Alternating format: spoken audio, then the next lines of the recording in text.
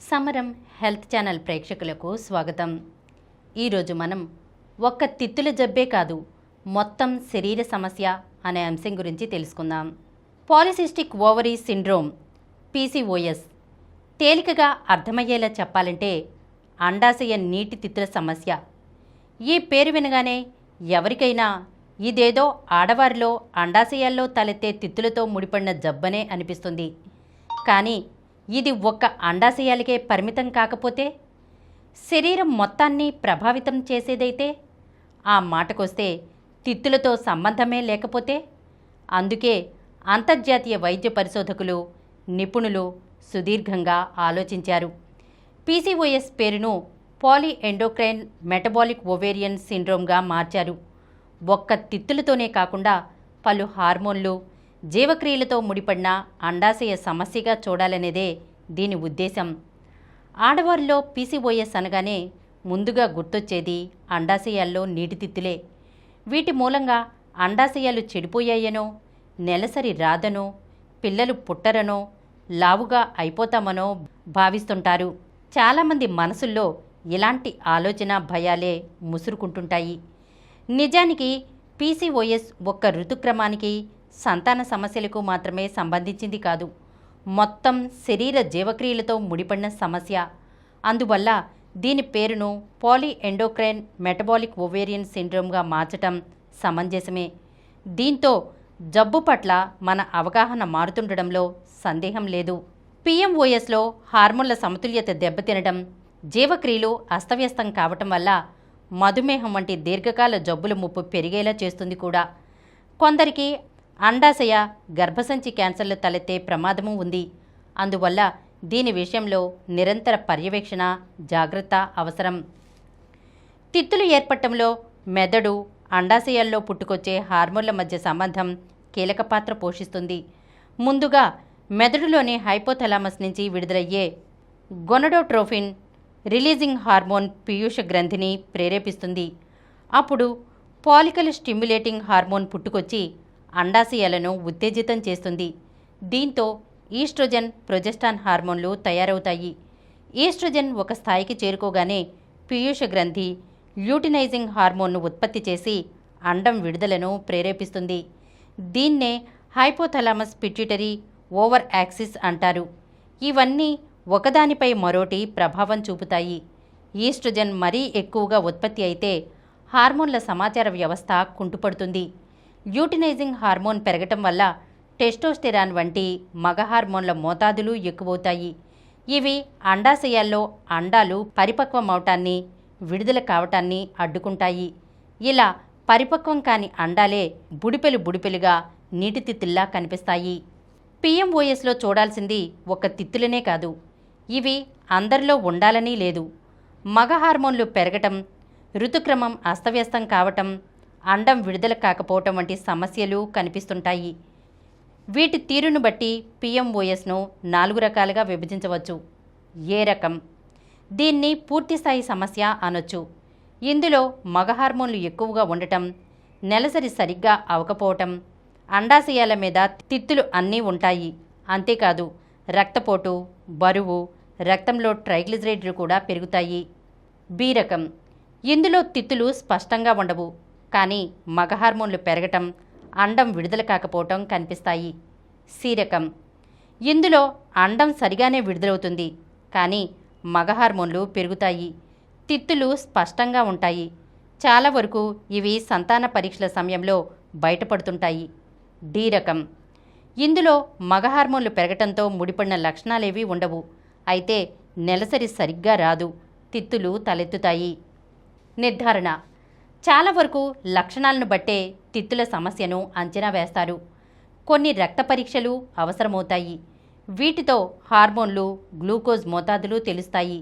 Thyroid జబ్బు, ప్రోలాక్టిక్ hormone పెరగటం, అండాశయంలో మగ హార్మోన్లను ఉత్పత్తి చేసే కణితులు వంటివేమైనా ఉన్నాయేమో కూడా చూడాల్సి ఉంటుంది. ఎందుకంటే ఇది తిత్తులకు దారితీయొచ్చు. అల్ట్రాసౌండ్ స్కాన్ చేస్తే సమస్య స్పష్టంగా బయటపడుతుంది. నీటి తిత్తులు 2 నుండి 9 మిల్లీమీటర్ల సైజులో 20 కన్నా ఎక్కువగా ఉంటేనే PMOSగా నిర్ధారిస్తారు. అయితే రజస్వల అయ్యాక 18 ఏళ్లు వచ్చేంత వరకు నిర్ధారించడం తగదు.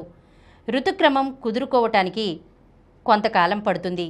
పైగా ఋతుక్రమం ఆరంభమయ్యే సమయంలో ఎదుగుదల వేగంగా సాగటానికి ఇన్సులిన్ నిరోధకత తప్పనిసరి. వీరికి అండం సరిగా విడుదల కాదు. అందువల్ల తిత్తులున్న 14-15 ఏళ్ల పిల్లలకు సమస్య ఉందని చెప్పకూడదు.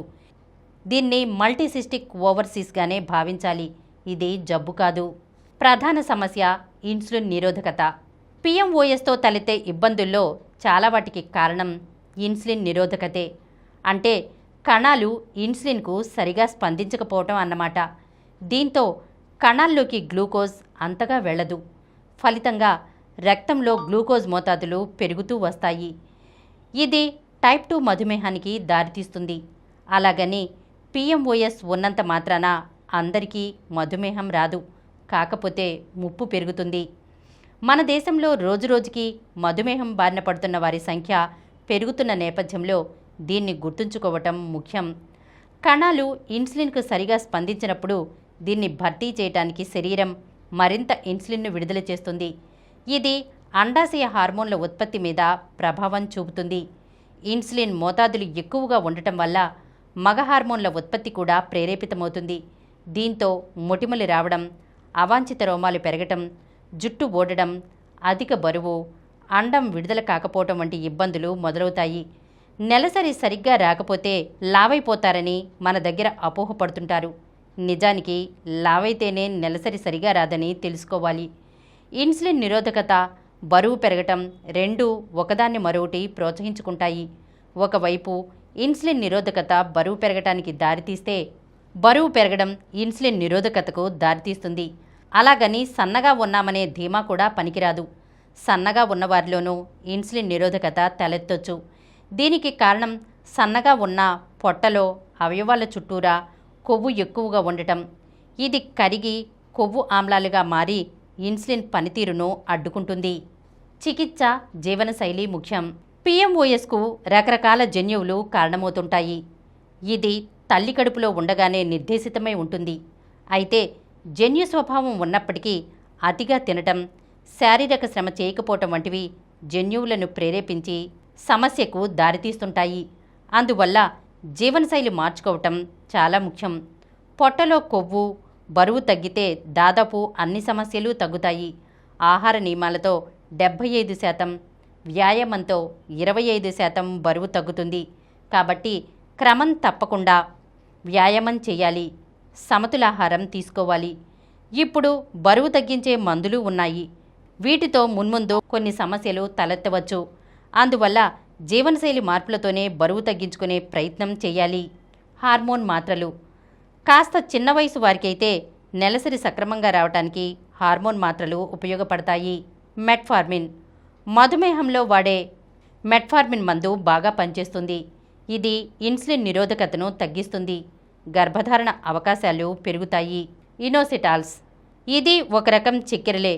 వీటిల్లో మయో ఇనోసిటాల్, డీకిరో ఇనోసిటాల్ వంటి రకాలున్నాయి. చిక్కుళ్ళు, ధాన్యాలు, బాదం వంటి వాటిల్లో ఉంటాయి.